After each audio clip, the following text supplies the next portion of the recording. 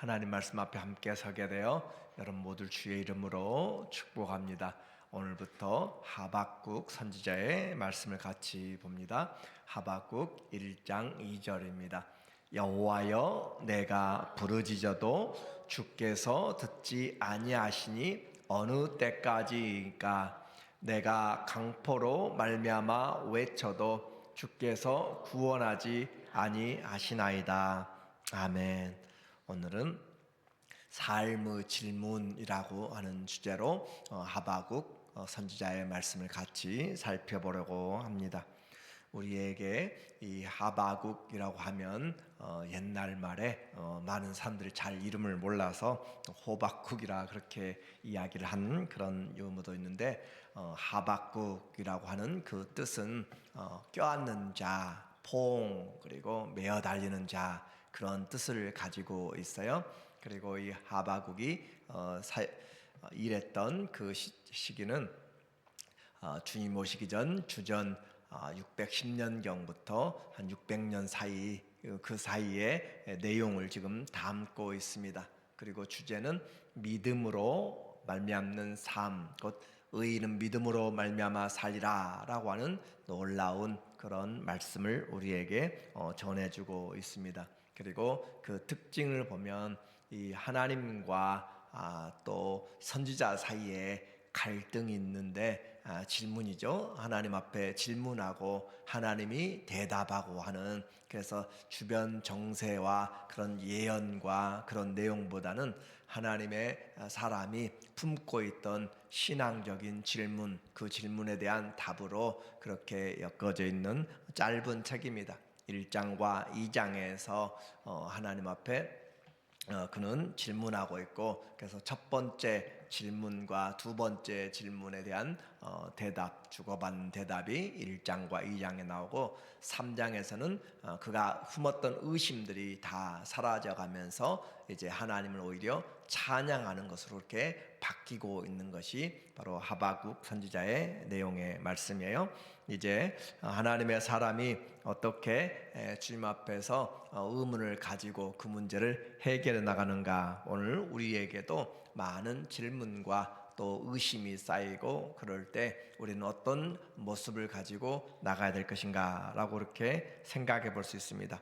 그래서 하박국 선지자의 첫 번째 질문의 내용을 보면은 우리에게 말하기를 1절에 보니까 선지자 하박국이 묵시로 받은 경고라, 선지자, 자기 자신을 선지자로 그렇게 표현하고 있는 내용은 성경에 많지 않습니다. 스가랴서, 학개에서 그렇게 나타나고 있는데, 그래서 자기 자신을 선지자로 불러서 지금 선지자 하박국이라 그렇게 말하고 있으므로 많은 사역들을 표현한 것은 아닌데, 자신이 분명 하나님의 선지자다라고 하는 그런 표현을 통하여서 사도 바울이 하나님의 종으로 그렇게 사도로 부르심을 입었다라고 한 것처럼 분명한 사명감에 대한 것은 분명히 있습니다. 그리고 하박국이 묵시로 받은 경고라, 환상으로 받은 하나님의 말씀, 무거운 짐, 그런 뜻이에요. 그래서 하나님의 말씀은 우리에게 기쁨도 되지만 전하지 않으면 안 되는, 전도하지 않으면 안 되는 그런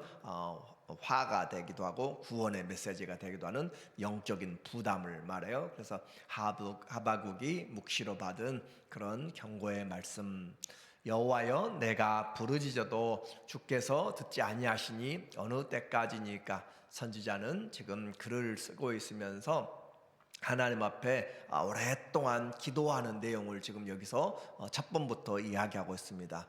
여호와여, 내가 부르짖어도, 선지자가 부르짖어도, 일반 사람들이 부르짖으면 응답이 더딜 수 있다라고 생각할지 몰라요. 근데 선지자가 부르짖으면 하나님이 바로바로 응답하실 것이라 그렇게 생각하는데, 꼭 그렇지만은 않은 것 같아요. 그래서 내가 부르짖어도 주께서 듣지 아니하시니, 선지자의 오랫동안 기도하면서 그렇게 간구하는 내용들이죠. 언제까지입니까? 도대체 언제 하나님 응답해 주실 것입니까? 라고 하는 그런 내용으로 그의 중심을 이야기합니다.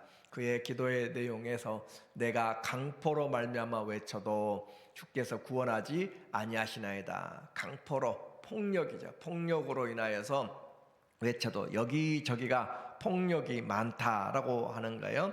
그래서 이 하박국이 살고 있던 그 시대는 우리가 말했던 국제 정세가 변환되는, 아시리아가 무너지고 바벨론이 새롭게 등장하는 그런 시기였고, 그리고 바벨론 왕으로 등장한 느부갓네살이 예루살렘 유다를 공격하는, 그래서 605년에 첫 번째로, 597년에 두 번째로, 그리고 587년에 세 번째로 그렇게 침략을 해오는 그런 아주 나라의 절체절명의 위기의 그런 상황이었고, 이와 같이 첫 번째 전쟁을 지금 앞에 두고 있는 상황 같습니다.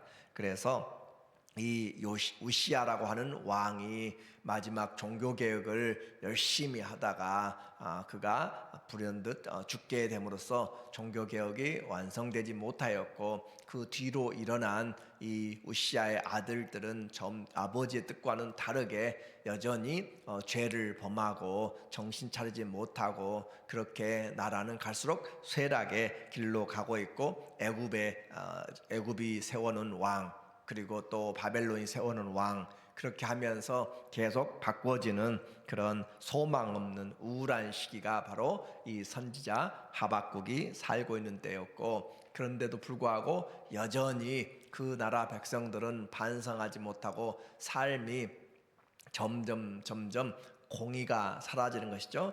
그래요. 어려우면 서로 돕고 살 줄로 생각할지 모릅니다. 그런 부분도 있겠지만 정말로 또 어려우면 사람들이 힘이 신이 되는 것이에요. 무조건 권력에 의하여서 움직여 나가게 되고, 자존심이고 양심이고 또 법도고 모든 것이 다 사라지고 먹고 사는 일이 가장 중요하게 되는 것이고, 먹을 것을 주는 사람 앞에는 모든 것을 포기하게 되고, 그와 같은 시기가 된 거예요. 그래서 풍전등화 같은 그런 위기에 지금 하박국이 말합니다.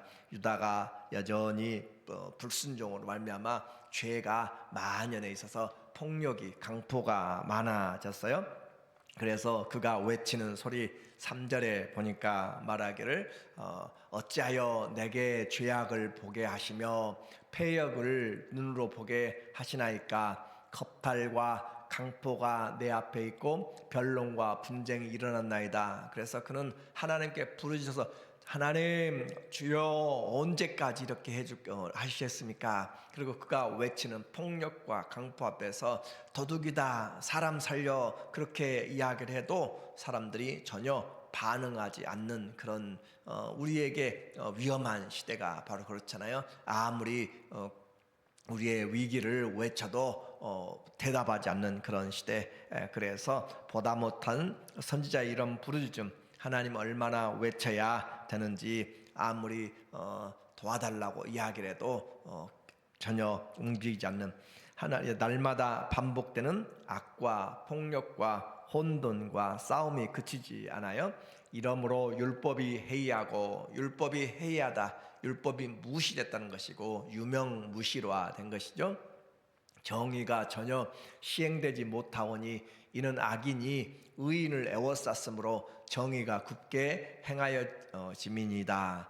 의인들보다 악인들이 판을 치고 하나님의 말씀을 지키는 것보다는 무자비하게 행동하는 것들이 더 사람들에게 힘을 얻게 되는, 그래서 하나님의 율법은 더 이상 있는지 없는지도 모를 정도로 그렇게 무법천지가 되어가는 것이에요. 정의는 아예 보지도 않고, 언제까지 하나님 이런 삶을 두고 봐야 됩니까? 악인들이 이 사람 저 사람 탈취하고 폭력을 행하는데 조직 세계들은 점점 많아지고 강해지고 마약은 늘어가고 그런 매매는 점점 중독들은 강해지는데 하나님이 손대지 않는 것 같다라고 하는 안타까움 때문에 외칠 수밖에 없어요. 하나님 도와주셔야 됩니다 라고 계속 외쳐도 대답이 없는데, 이제 어느 날 하나님이 응답하십니다. 5절에 보니까 여호와께서 이르시되 너희는 여러 나라를 보고 또 보고 놀라고 놀랄지어다. 너희의 생전에 내가 한 가지 일을 행할 것이라. 누가 너희에게 말할지라도 너희가 믿지 아니하리라. 이 하나님의 말씀이 들려서 그렇게 오랫동안 고민하고 기도해 왔는데, 하나님 말씀이 들리는데 너무 기가 막힌 말씀이 지금 다가오고 있는 거예요.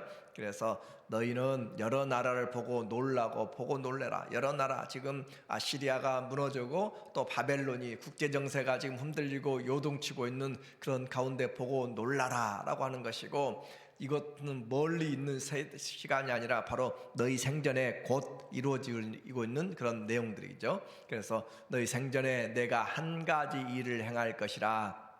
누가 너희에게 말할지라도 너희가 믿지 아니하리라. 그 말은 하나님 말에도 도무지 그럴 리가 라고 하는 거예요. 그럴 수가 없을 것인데 그런 나라 그런 일이 있을까라고 그렇게 생각하는 것이에요. 그래서 이와 같은 일들이 믿어지지 않을 일들, 도대체 무엇이 그렇게 믿어지지 않을 것인가 보니까 6절에 말합니다.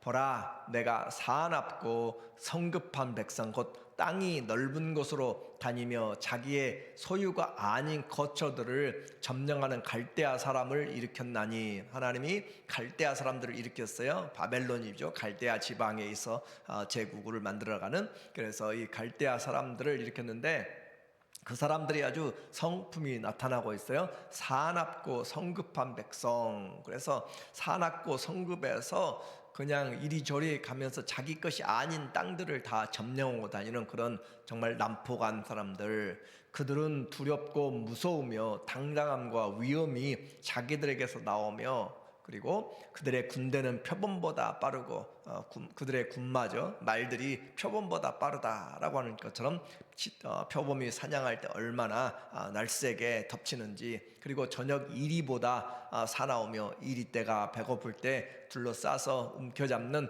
그런 이리보다 사납고, 그들의 마병은 먼 곳에서부터 빨리 달려오는 마병이라 마치 먹이를 움키려 하는 독수리의 나름과 같으니라. 그들이 지금 주위에서 경험하고 있는 동물들의 그런 모습들을, 잔인한 모습들을, 그런 빠른 모습들을 독수리는 멀리 있어도 2km 정도 떨어진 곳에서도 들판에 다니는 쥐를 본다라고 하는 그런 시력을 가지고 있잖아요. 그래서 그리고 그것을 보고 그가 낙하할 때 속도는 거의 250km 정도 될 정도로 그렇게 빠른 속도로 내려와서 낚아채고 가고 그런 모습이죠. 그래서 독수리가 그렇게 날아서 채는 것처럼 그 나라가 지금 여러 나라들 하면서 바로 유다를 침략할 것이다. 닥친 대로 점령하고 표범보다 빠르고, 그래서 내가 아는 것처럼 이와 같이 이들이 오게 되면 모든 것들을 다 무너뜨리는 사람들, 강한 사람도 그들 앞에서는 아무도 서지 못하고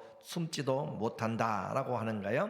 9절에 보니까 이 사람들의 특징은 그들은 다 강포를 행하러 오는데 앞을 향하여 나가며 사람을 사로잡아 모으기를 모래같이 많이 할 것이요, 어마어마한 사람들을 사로잡아서 또 포로로 끌고 가고 또 그들이 죽이고 왕들을 멸시하며 방백을 조사하며 모든 견고한 성들을 비웃고 흉벽을 쌓아 그것을 점령할 것이라. 그 바벨론이 가는 곳곳마다 조롱하고 신들을 조롱하고 그들이 행하는 것이에요. 그래서 견고한 성들을 비웃고 흉벽을 쌓아서 그것을 점령할 것이라. 그들은 자기의 힘으로 자기들의 신을 삼는 자라. 그렇죠? 자기들의 힘으로